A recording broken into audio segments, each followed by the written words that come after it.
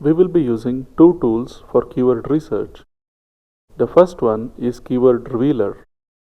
There are a few reasons it's better to use this than the Google AdWords Keyword Planner.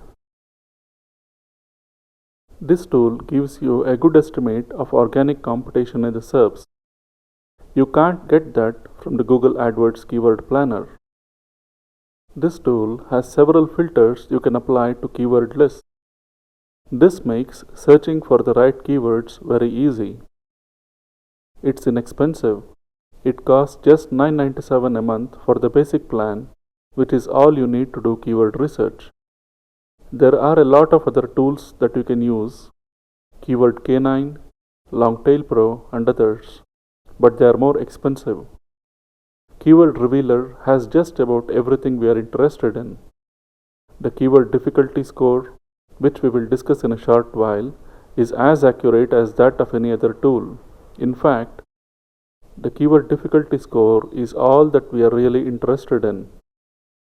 To generate keyword lists, we will be using other tools.